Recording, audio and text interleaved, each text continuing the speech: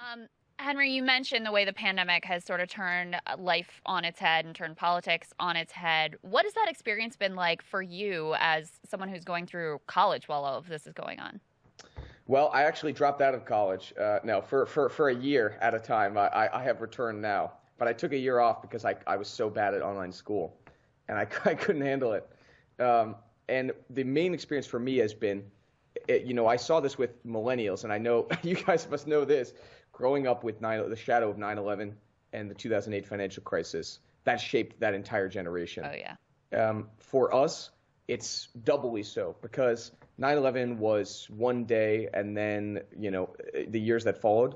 And 2008 was sort of this long, slow burn that was a part of your life, but in these specific sort of narrow ways. But the pandemic is totalizing. It's everything. It's your life for the last 2 years has been defined by it, no matter who you are. And that, I think, is the big difference. For us, it's not something you can look around. I mean, a lot of people could say, well, I just didn't pay attention to the news in the 2000s, so I didn't realize 9/11 was a big deal or something. It's impossible to act that way about the pandemic. And the other thing I think about it is that it speaks to the crisis of our system. We have completely lost faith in institutions and in state capacity. And it's because the government we have, the state we have, has atrophied so much since the 80s and the Reagan Revolution that it can't hardly do anything anymore. I saw this in South Carolina to distribute vaccines and tests. They hired McKinsey and paid them $25 million to Christ. badly misadminister the thing that they really should have been able to do themselves. And they had to do this stuff because they've atrophied the capacity to do anything as a state. That, I think, is the biggest lesson for people in my generation. And it's one reason why I think there's so much for us on the left to seize on. There's this vague, general sense that the system cannot hold. But nobody knows what's going to replace it. Nobody knows what to go to. And I think it's very inchoate right now. People don't know how to channel the feelings that this is giving them. That's why we did the Marianne video. It's all about feelings. Yeah.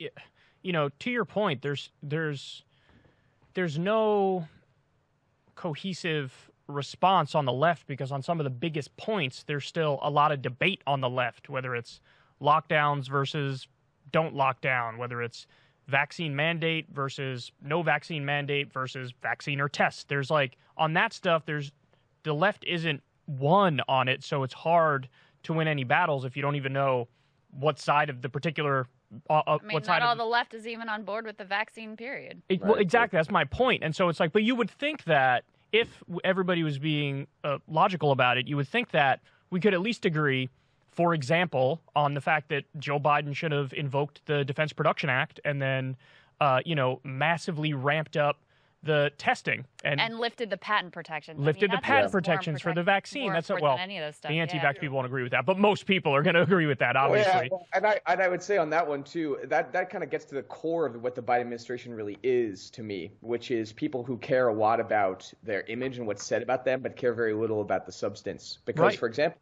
with the vaccine patents, they did say they were going to waive it. They said, we're going to go sponsor this waiver, this TRIPS waiver at the WTO, and then they've never brought it up again. They just said that to the American people. They said in a press statement, at every single WTO negotiation, the United States negotiators don't even bring it up. They don't even say it. Yeah. They allegedly would vote that way if it came to a vote, but they're not the ones standing in the way anymore. It's Germany now, and they are not exerting the least amount of pressure to make it happen.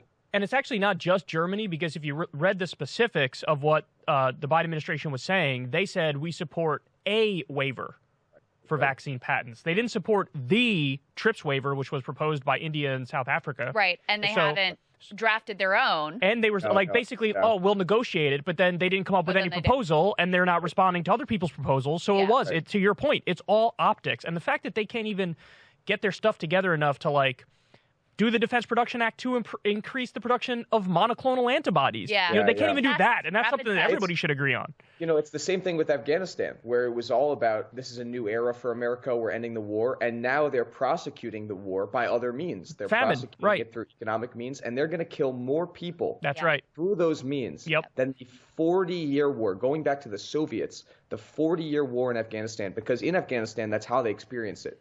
It's not two wars. It's Right. not. It's an era of war.